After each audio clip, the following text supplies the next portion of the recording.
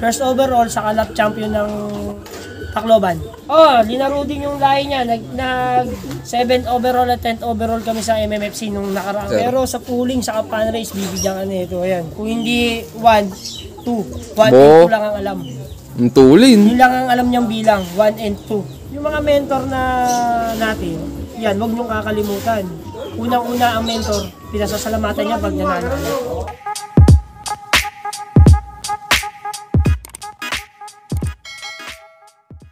Yun na, magandang araw sa inyo mga kaibon. Nagbabalik ang Juan Arturo Vlogs. And for today's video, nandito naman tayo ngayon sa Alfonso, Cavite. Ayan, may isang malupit na pigeon panzer na naman tayong nabisita. Kung isang makilala at makita, tara, samahan nyo ako. Let's go. Ano nga po sa inyo mga kalapatis? Nandito tayo ngayon sa Alfonso. Pangalan ko nga pala Edgar Nicolas. Pigeon panzer na Alfonso. Yun. Tara, pasok tayo sa loop ko. Ayun, tara, let's go. Ito yung mga kaibon, oh. Simple lang yung kanyang loop. Bali, ito yung kanyang mga stock bird. Ay, wait, oh, may ano siya, may cowboy. Mukhang kilala ko tong bloodline na to, boss, ha. Anong ibon galing to, boss? Napunta mo na yan, boss. Kay bloodline ni Sir Resquero. Ayun, sabi ko na. Ayan, shoutout kay Sir Michael Resquero TV. Ayan, let's go. Nasubukan niya na dito yan. Halos pumapakita sa amin lahat ng ibon ni Sir, lalo na sa pooling. Ayos, quality talaga ibon ni Sir Michael. North and South, tumitira yan. Saka, yun, meron pa din kami look sa Palinta, sa utol ko. Bali sa kanya galing yung Sir Resquero. Pinartin niya lang sa akin yung mga ano. Nagpalabas tayo ng ganyan. Yun. Pero ikaw pala, Sir, paano po nahilig sa pagkakalapati?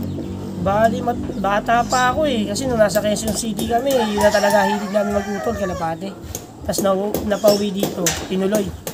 Yun, kahit pa paano, nakakasundot-sundot naman, nakakaparte. Di lang natin sinasabing spring season. Pero meron tayong mga finisher. Yung mga inaabot, finisher, kumaparte ng mga pooling, fan race, yan, mga yan. Saka overall, nagkakaroon tayo yan. Ayos. Ayan, Sir, pwedeng makita yung mga winning line nyo dito. Yan. Yan yung mga winning line namin. Tignan nyo na lang. Yan, yung mga grizzle namin. Ito. Bali, preparation saan to, Sir? Sa North? Bali, preparation po yan North and Summer eh. Balak namin. Sabay na eh. Pagsabayin ang North and Summer namin. Naka-double band. The double band namin. Pagkatapos ng Summer, lipat naman sa Norte. Isa tipid sa ibon, Oo, yun ang ano. Kasi hindi naman sa, nauubos yung ibon sa YB. Lalo pag dumating mga tropa. May mga ring silang padala. Saka yung palipad ko sa kanila. Yun ang ginagamit nila, mga ibon ko rin. Yun. Kaya ngayon, yun, naghahabol. Totoo, wala pa ako palipad ng Summer. Ngayon pa lang ako maglilipad. Tingnan mga ibon, gandang kulay, oh. Anong tawag sa ganyang kulay? Yan, yung yellow naman yan. Yan yung yellow. Yan na lang yung alaala niya sa akin, yung bloodline ni Sir Rickson, Silum. Yun, shoutout ko na rin, si Rayang Tanglaw. Bumili siya ng ibon doon, yellow. Ayun, nakaparte ako sa kanya ng, mismo yung yellow pala niya. Nakuha ko, tapos yun, sinoli ko lang sa kanya. Ayos din naman. Yun. Long distance din, pwede mong biglayin yung ibon. Yun yung mga gamit. Ayos. Ayan, Sir, pwedeng makita yung mga pandiinan mo na ibon dito. Bali kasi yung mga yan, yung grizzle namin ito yung pinaka yan, pakikuha mo nga, Sir. Yung grizzle namin. Bali, yan, Sir, yung masasabi nyo dito na golden pair nyo. Ito na yung mga golden pair namin talaga ng mga grizzle. Yan. Kahit sa mo sila ibangga. Ayos, Sir, pwedeng mai-share mo sa amin yung mga nai-produce na Bali, yung pinanggalingan nito, yung pinaka ninuno niya sa akin, nag-first overall ako ng Tacloban. Sir, First overall sa lap champion ng Tacloban. Kamusta naman, Sir, yung karera yung yun? Yung karera namin yun, sobrang hirap nun. Kasi, kaya ako sinabi sobrang hirap.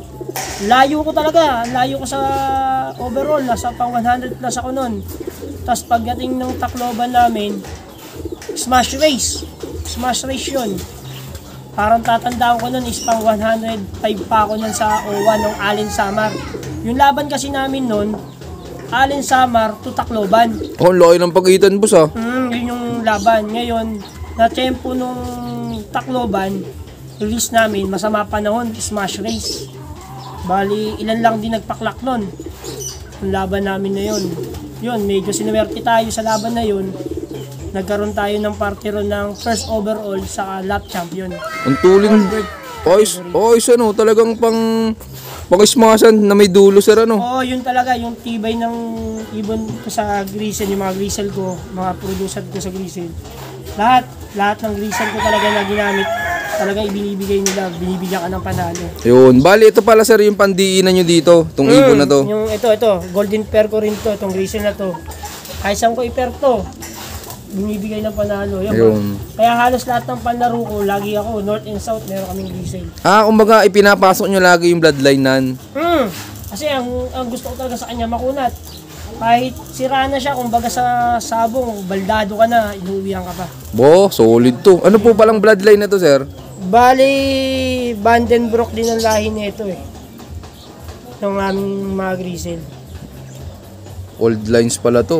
Old line siya. Talagang Ng pang duluan. Bali lahat. Kaya mga piniper namin, yung pumapasok. Tapos yun, nag-abil yung balik utol ko. Yung lumalaro naman sa MMFC. Si Edison Nicolas naman. Siya naman yung lumalaro sa Norte, MM. Nilaro din yung lahinan.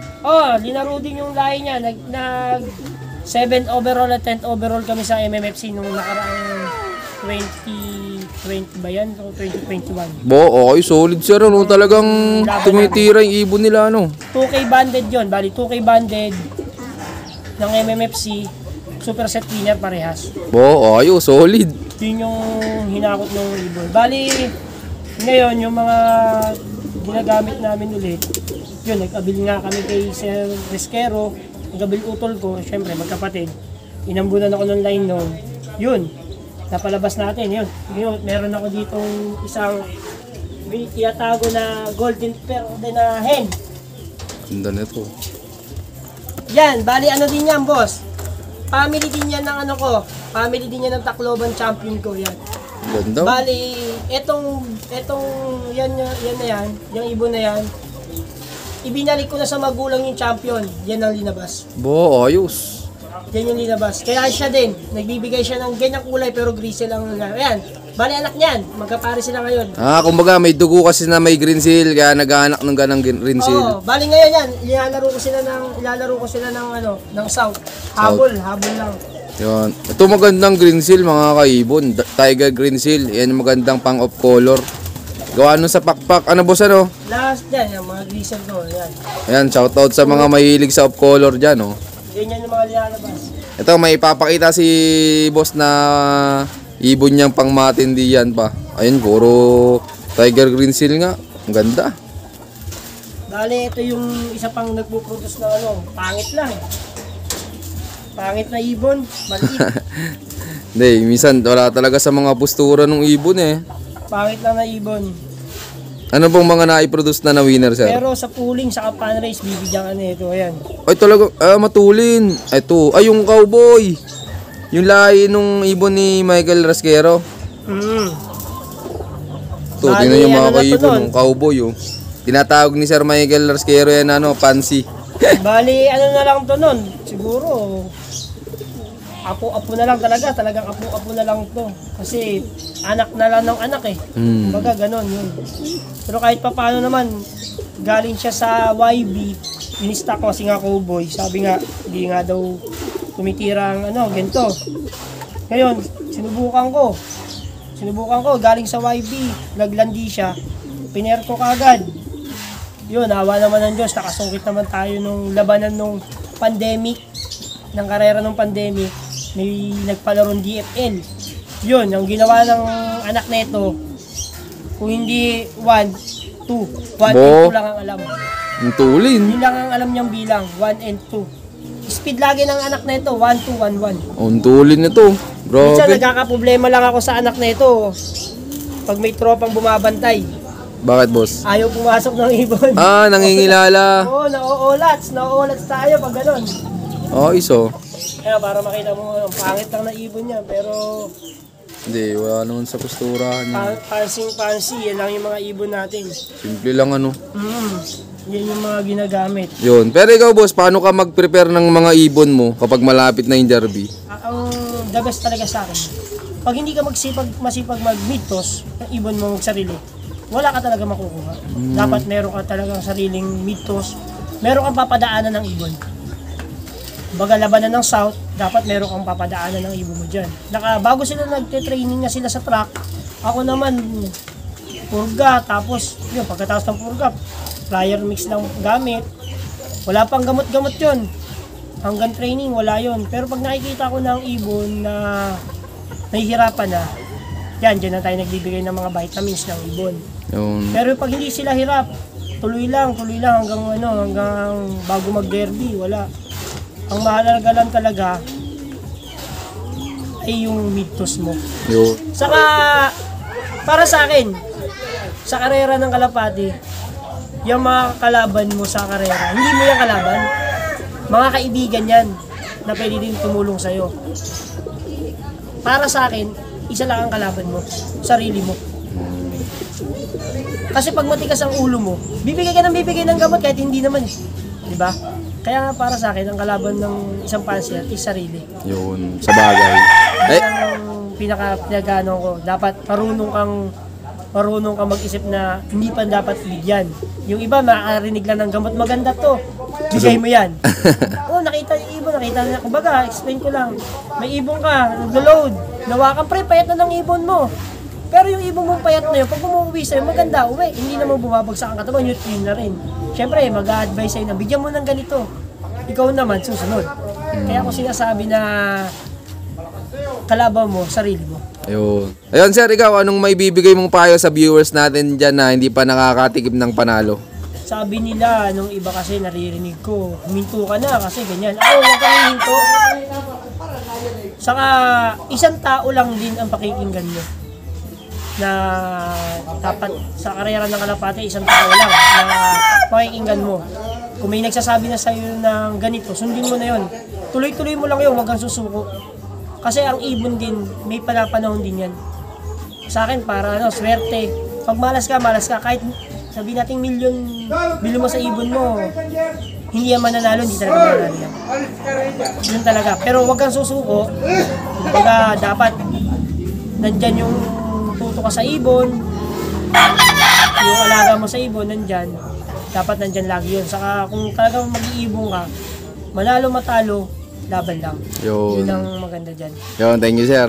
Sir, gaano kasaya po ba sa pagkakalapati? Sobrang saya. Sa pagkakalapate, sobrang saya. Marami kang magiging kaibigan. Una, marami kang kaibigan dyan. Marami ka rin dyan magiging mga katampuhan. Totoo yan, marami dyan. Meron kasi may ingit sa'yo.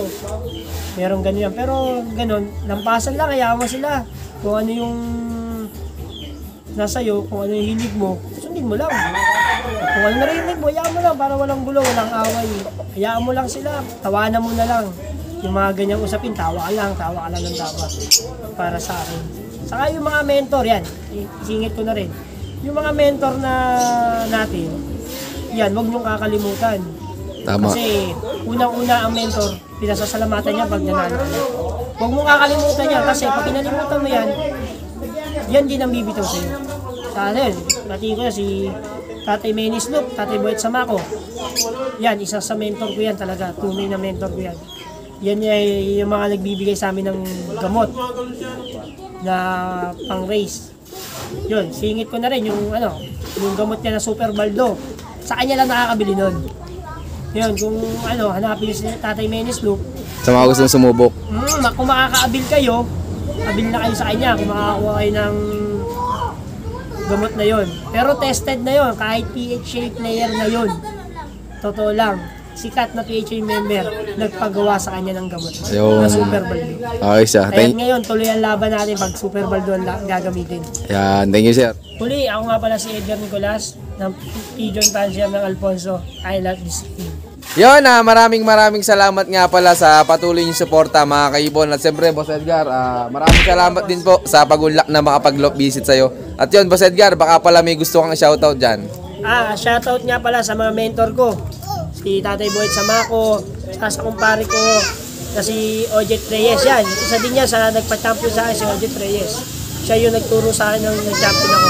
Saka, yun, sila kumpare ko, Edward Domingo. Yung isang loop ko sa 13, siya loopman ko yun, kumpare ko rin yun. Loopman na kumpare. Saka si Kuya Mike, sumusuporta sa amin, lalo pag loading. Siya nagpapagas ng sasakyan. Congrats sa atin, saka shoutout sa inyo lahat. Yan. Yun shoutout sa inyo lahat at syempre, shoutout din sa lahat ng mga patuloy na sumusuporta dyan at abangan nyo pa yung mga susunod kong follow visit. Ayun, shoutout nga pala kay Yoli Umbrete ata yun. Yan, naalala ko tsaka kay classmate, kay Christine Ano boss, pwede natin Di maano. So, yun. Keep watching and God bless you all. Thank you.